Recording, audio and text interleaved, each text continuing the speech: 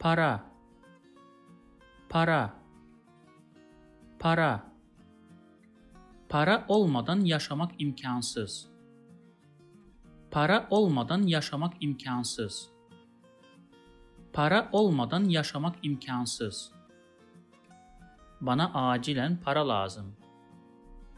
Bana acilen para lazım.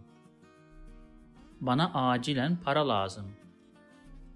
Bugün para kazanmak çok zor.